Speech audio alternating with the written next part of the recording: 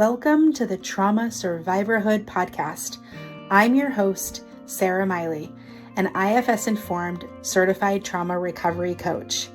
This show features interviews from survivors all over the world as they share their impactful story of thriving in their post-traumatic growth. We explore resources, tools, and coping skills to support the trauma survivor community. Enjoy. Before we dive into today's interview, I just wanted to let you know about the upcoming workshop. The new one is going to be June 20th at 7 p.m. Eastern Standard Time. Still only $15 per person. Link is going to be below for you to sign up and register and grab your spot today. June's workshop is going to be about navigating difficult relationships. So obviously the screen behind me is super fake, but super beautiful because it's summertime and it's hot. This is where things heat up with a lot of family get-togethers, a lot of friend get-togethers, barbecues, tons of weddings. We just navigated through, for some, a very difficult Mother's Day, and some of you are already starting to dread the Father's Day that's coming around the corner as well. There's so many holidays. There's so many 3-day weekends here in the United States over the summertime break. Those barbecues, those backyard heated arguments that can happen, the dysfunction and the chaos that happens when a dysfunctional family gets together, right? Am I right? Holidays, weddings, funerals, babies being born, birthday parties.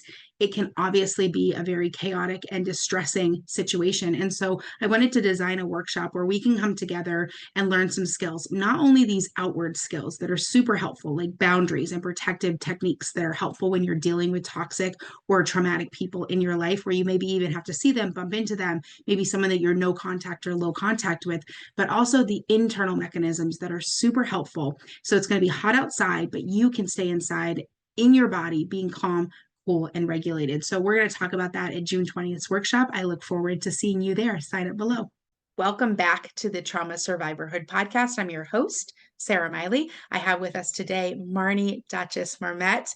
Marnie is here with us as an author of her new memoir, My Song Unleashed. She's also a serial entrepreneur, a podcaster, a board-certified health coach, and the founder of Zen Full Life Coaching, which is a practice that is dedicated to helping women and teens create a healthier and happier life. She supports her clients in implementing personalized nutrition and wellness plans and making gradual, sustainable lifestyle changes. Her area of expertise include longevity, mind, body, spirit, holistic health, gut health, yoga, mindfulness, and meditation. She's also the co-creator and co-host of the Art of Living Well podcast. This podcast empowers listeners to challenge the status quo with information and inspiration for living their healthiest and most authentic life. She lives in Minnesota, where she enjoys an active lifestyle, traveling, photography, reading, and spending time with her friends, family, and her Labradoodle, Lila. Marnie, thank you so much for joining us today. We're so excited to have you on and just kind of dive into some of these really important topics. And as a trauma recovery coach and lifestyle coach myself for trauma survivors, we're going to have a lot to dive into. Before we go there, tell us a little bit about your journey of how you've landed where you are today. Well, let's see here. I grew up in Minnesota, and as a child, and a lot of this is in my book, My Song Unleashed, but as a child, I always felt like I wasn't really living my life for myself. I felt like I was holding back a lot. I was silenced by family. I just, in the world, I was like told to quiet down or whatever. I never felt like I could follow my path. And as I grew up, I went to college, I came back, I took a corporate job right out of college. I got this offer. I didn't even necessarily know what I would be doing, but I was like, well, this is what I should be doing. I should be going into the corporate world. I took the job.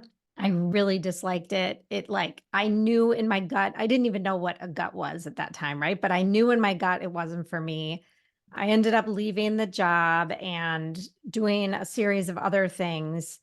I lived abroad for a few years. I'm giving you a very abridged version, but basically when I came back and I was married, I had my first child, and I had decided I was going to be a stay-at-home mom. And that lasted about 6 months for me. And then I was like, I need to do something else. Not that there's anything wrong with being a stay-at-home mom, but my brain just needed more. My son was colicky and I needed more. Yeah. So I got into the promotional products industry, which is basically like putting branded logos on swag for companies. And I worked for a woman and it was really flexible and that was great. And after about 6 months, I decided to start my own company, which I still own and operate today, which is called Chili Bean Promotions. I know that wasn't mentioned in my bio, but I still run that company. And it is a part of my story because what ended up happening is 3 kids later, I was feeling very down, sad, still like I hadn't come into my own. I wasn't doing what I loved. And I knew I needed to make a change, but I didn't know exactly what that change was going to be. So I just started to research and I was a gymnast growing up and a runner, and I always was interested in health and wellness. And I kind of started doing some research and I found some education programs and I decided to go back to school and be a health coach. Wow. And while I went down that path, I had always been practicing yoga. Yoga changed my life in so many ways, and we can talk about that and just the mental impact it had on me. And I was always really fearful about speaking, even like in this scenario, using my voice. And so I was like, I kind of want to be a yoga teacher, but I don't know if I could do it. It's scary to get up in front of all those people. And after a few years, I was like, I'm doing it. And so I went to yoga teacher training. I got certified in yoga. I got certified in meditation. I got certified in yoga calm, which is working with children and teens in kind of like a yoga therapeutic setting, and started my health coaching journey, which really spiraled everything into a good way for me.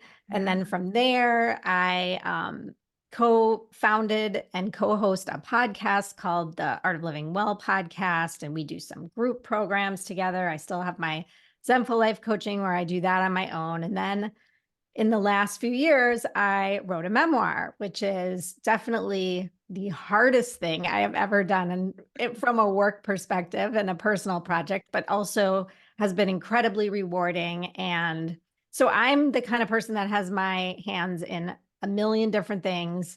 I love to learn. I love education. I'm back in school studying longevity now. And yeah, so that is my career path, but it really is my personal journey as well, because I would say that all of these careers and I guess different things that I've done have really taught me how to kind of grow as a person and come into my own self, which has been, I mean, I'm 50 and it has taken me so long. I look at my kids and they're so much further along than I ever was at their age. And I'm like, wow, you have your stuff together. Wow. It definitely sounds like a personal journey in between a bunch of career moves as well, because you were really trying to find yourself. And I find it interesting that finding your voice, right? And then taking your whole story and speaking it out loud into a memoir is kind of like coming full circle for someone who really was, more disconnected from that personal truth. And you found it so much that you had to get it out of you and write it in a book. So that Yes. is a big journey. Wow. Yep. I love that. Yeah. Thank you for sharing that. I know we want to dig into some of this lifestyle stuff and some of the health coaching that you do and great qualifications that you have.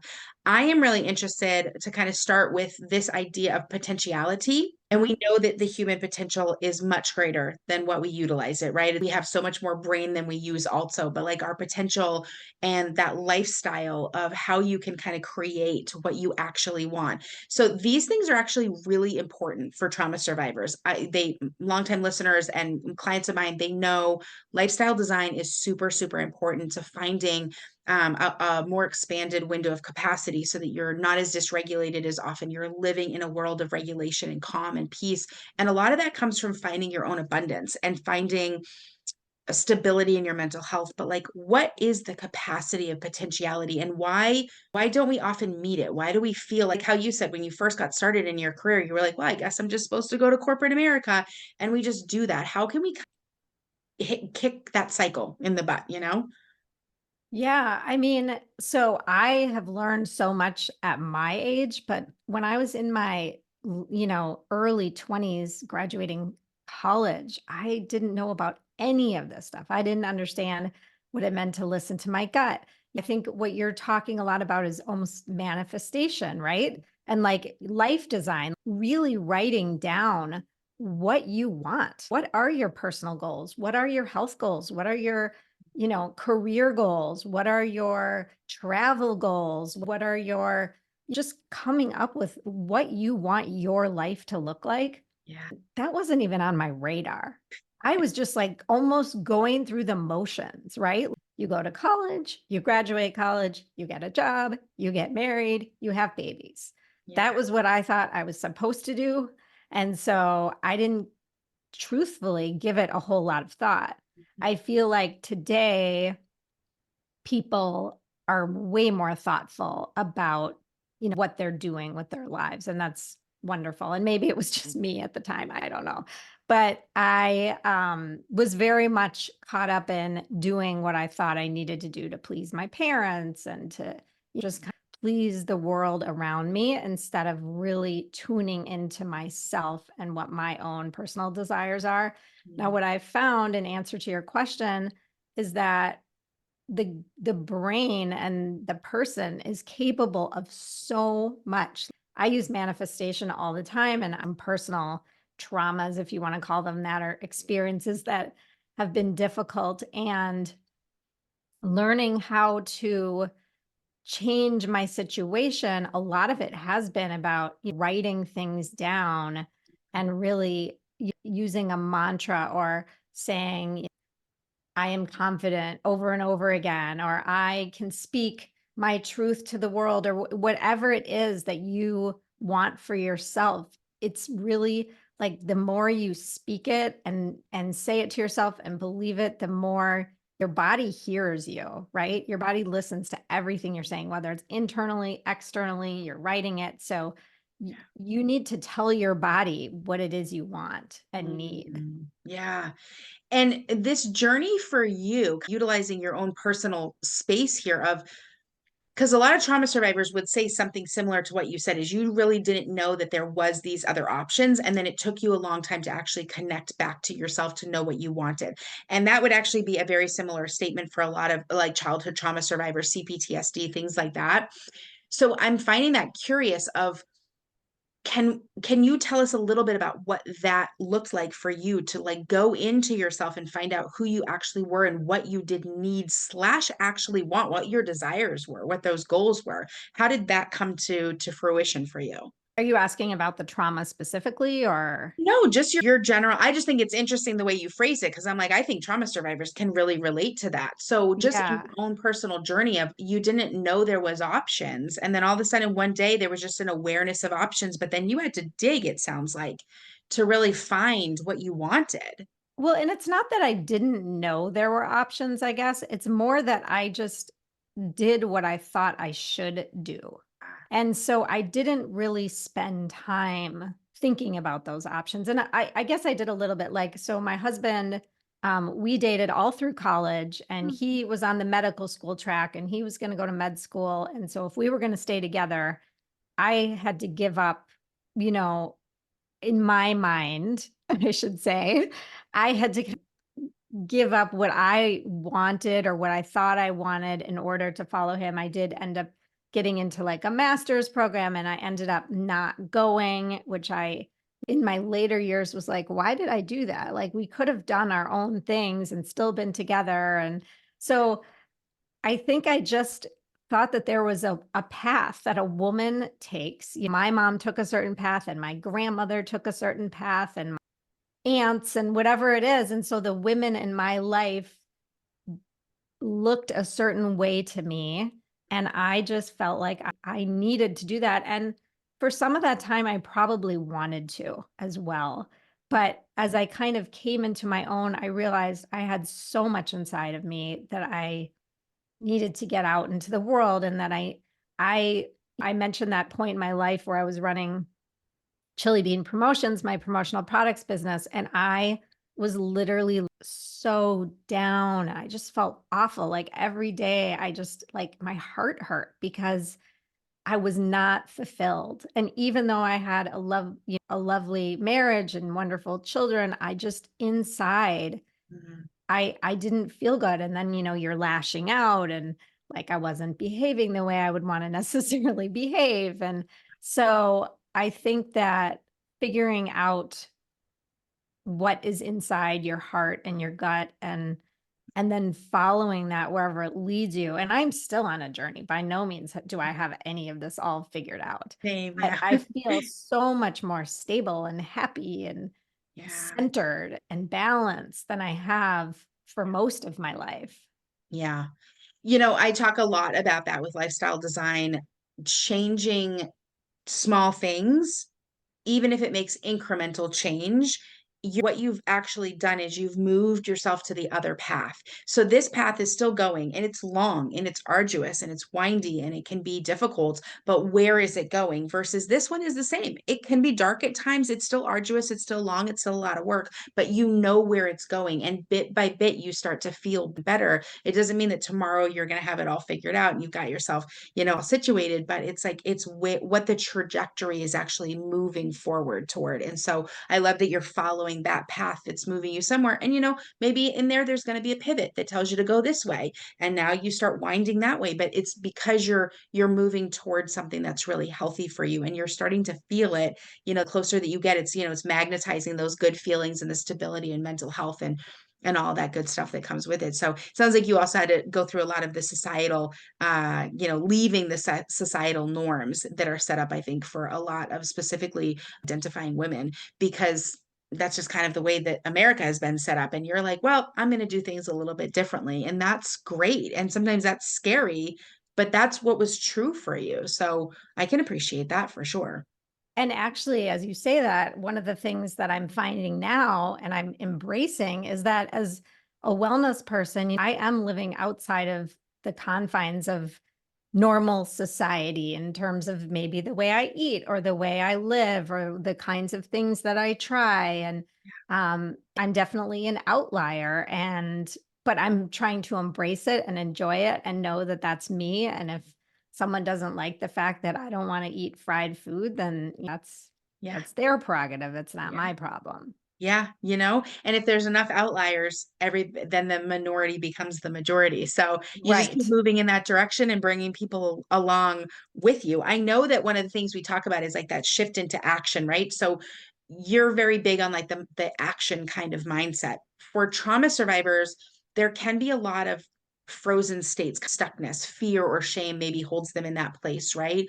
An unknown, an unfamiliar territory. So how do we shift our mindsets to kind of start moving into even small incremental actions? Well, I think for me, so I am the daughter of a um, drug and alcohol father, and Mm, he is sober and has been for a long time. But that hit when I was in ninth grade and had an enormous impact on me. mm, And I still have PTSD when certain things come up regularly, and I mean, it's just part of it. yeah, And I also was involved in something where my a family member drowned and I was involved in the situation. And so that also had a huge effect on me and put me in lots and lots of therapy and again, still have PTSD in certain situations.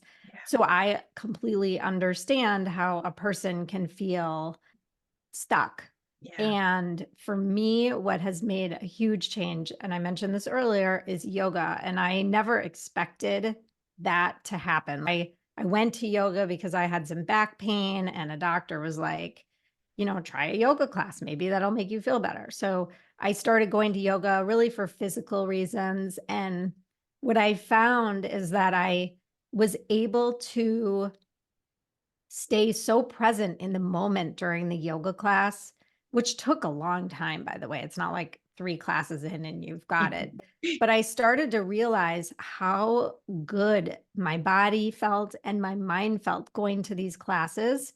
And so I was like, how do I experience this out off of my mat as well? And I really think that helped me a lot.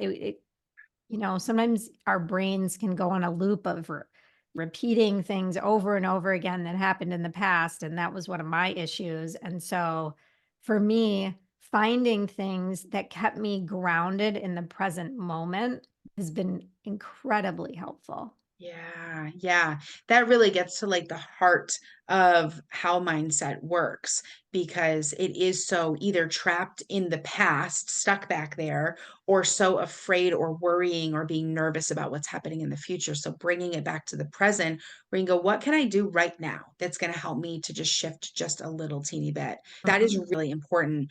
Um, I know you talk about like these unrealistic ideals that the world kind of offers us. And I know that self-acceptance is a really big part of the work that you do. How does self-acceptance play a role when the world is telling you to be this unrealistic, idealistic kind of way? You have to tune it out. You have to learn how to tune it out and listen to yourself. And um, I mean, that's the only way, right? You have to love yourself and know what your needs are and your wants are. And if someone else is trying to tell you what they are, you have to say no. I mean, Yeah. you have to use the word no and say, this is what I need, or this is what I want. Or if it's a voice inside your head, you have to, flick it away and be like, No. no, you're Yeah. wrong. Or look at it and say, that's just a thought. That's not me. Right. And I think that takes you on the road to self-acceptance. Does anybody have 100% full self-acceptance? I don't know. I don't. I don't know if anybody does. I think a journey. We're all Mm. on it. Right. I've heard this beautiful thing about self-acceptance when it can actually go too far, where now everything inside of your world you're just living in and accepting, whether it's good, bad, unhealthy, negative, whatever. And it's like, I think there's so much to be said for things being both and, right? Like not mutually exclusive. I'm happy with how I am right now. I can be content and peaceful right now so that you're enjoying the journey while you're on it. And I'm ready for more, and I'm going to make more money, and I'm going to be even healthier than I am, right? So that you're continuing to be moving yourself forward. And I think that there's a point of self acceptance where it's almost like toxic positivity. It can become toxic self acceptance where you're just like, well, take me or leave me. This is how I am. I'm not growing. I'm not maturing. I'm not expanding. This is just who I am. Either you love me or leave me. And so I wonder if there's a place where we can say to ourselves, listen, I'm great and I'm happy and I'm going to be peaceful right here in this moment. And I'm planning for something better for the future, or I'm working toward another goal. How do those two things play together for you in the work that you do with your coaching and your holistic lifestyle stuff?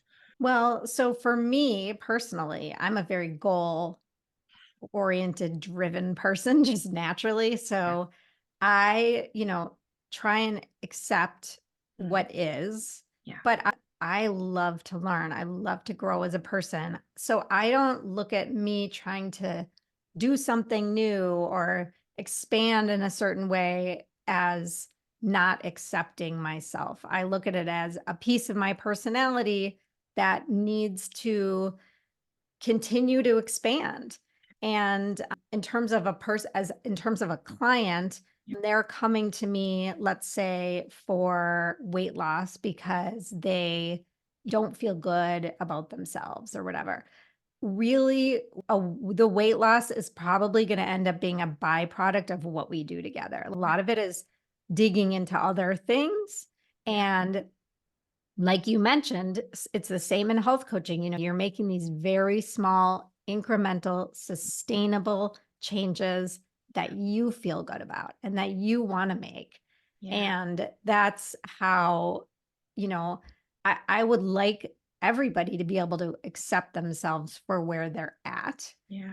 and be kind and gracious and loving to yourself. But that doesn't mean that you can't have a goal or want to open yourself up to new things or try new things. Like, I don't think those are mutually exclusive. Yeah, same. I wholeheartedly agree with that because I think that there's so much room for self-compassion of, maybe you are in kind of a stuck place, or maybe you're not in the healthiest mindset. Maybe you're struggling with some of your maladaptive coping skills that you might have developed. And if you're just sitting there judging yourself all day instead of going, how did I get here? Well, I got here because of all the crappy experiences that I've been through, really giving yourself that grace and compassion. And being ready to make the next steps forward. It's always about that forward momentum, right? So that we're not trapped in our past. I know that a big piece of forward momentum, especially when making, habitual changes, lifestyle changes, health changes, is accountability. So I'd love for you to tell us a little bit about why that's important and how that moves you along even further. Well, accountability, let's say I'm working with a client. A lot of times the client knows, almost always, the client knows what needs to get done, right? Or what they need to do. Yeah. But it's hard to implement. And it's really hard to implement by yourself on your own without someone either holding your hand or cheering for you or whatever it is. So I think accountability is huge for everybody in many different things. When I was writing my book, I was in a writing class, and and I took the class 4 times to get my manuscript out. And the reason I did is because there was accountability. I had to have a certain number of words done every week, and I would get feedback from the instructor if I met the word counts. So for me, that was the accountability I needed to get it done. If I was just going to sit down and write a book on my own, I don't know if it would be a book yet.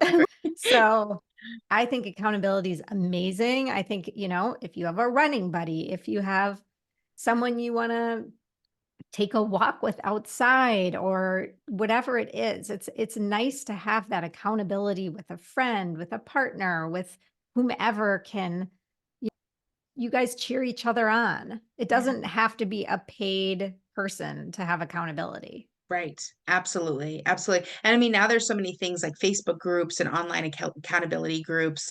Everyone's doing, an 8-week specific health challenge, or everyone's, in the next 6 weeks, we're cleaning out our garages and you're taking pictures and you're posting them and, Mhm. decluttering. And there's groups for that all over the internet, which is really cool as well. But bringing in the social, I think the reason that accountability is working a lot of times in like the brain science of it is because you're bringing back that social component.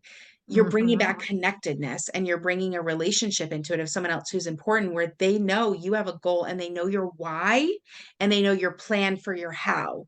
And they're not reminding you so much about the how, at least in my experience. They're reminding you of your why. Hey, remember 8 weeks ago, this is why you wanted to declutter your garage, because you were looking for more space so you could build the workshop for your kids. Let's do this, right? Let's get it done, right? And so bringing back that human component into it, I just think is super powerful. So yeah, thank you for sharing that. I want you to be able to tell us a little bit more about your memoir. So you had a nice segue there. Tell us what you've already kind of explained that this was a big challenge for you, and this was really one of the most difficult things that you've done and really worked on. What was the drive there to do this? What was the reason behind it? Who should be reading this memoir? Well, I'll hold it up since we're on YouTube. Yes. This Yeah. is my memoir. It's called My Song Unleashed. Mhm. And I would say I think it really appeals to women and even young adult women, older teen women. But I will say I've had a number of men tell me that they've really enjoyed it also. So but I didn't write it necessarily with a target audience in mind. Yeah. It was really a personal project. And, once you put so much time and energy into something like a book, then you're like, okay, maybe I want a little broader reach than I initially thought Mm. I would. But so you asked me what inspired me to write the book. I wasn't planning on writing this book. So I did always want to write a book from the time I was a child, but I always thought it would be like a health and wellness book or some other kind of book. And a few years ago, I decided to enroll in writing classes because I was like, if I'm not writing regularly, I'm never going to write a book. And what ended up happening is over the course of a year, you give you all these prompts in writing classes. Yes. My memoir just like flew out of me. I mean, it was like it was locked up inside of me, and I didn't even know I had so much to say, and it just like came out of me.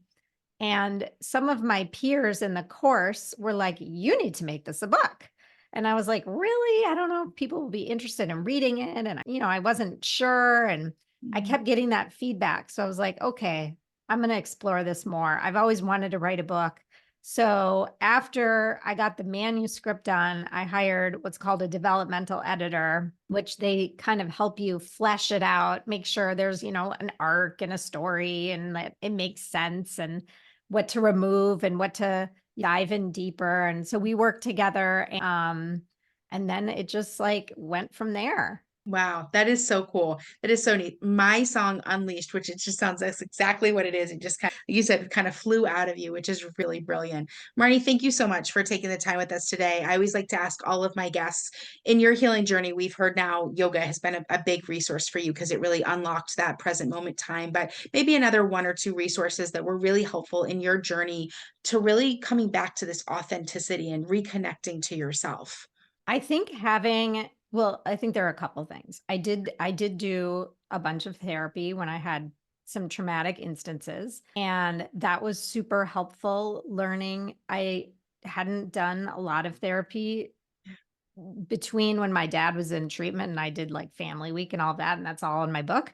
Yeah. Um, between that point in time and like these later years when I needed some therapy. And so I think that the tools that I got in therapy were really helpful. And also just the ability to unload Mm, um, what was going on inside me and have someone just kind of, you know, talk it through with me was helpful.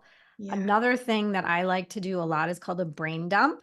Mm, And so I have multiple journals, but this is something that's so easy. Anybody can do. You just like have your notebook and it's just like you're just writing anything that's coming to mind. And yeah. it's like, you know, whatever it is. It's not being published. You can burn it, you could throw it away. Like it's just to get whatever is going on in your mind out of your mind. And Mm, so I think that is a super valuable exercise. You could do it every day and actually you'd be surprised what would come out of that yeah. and how you would feel.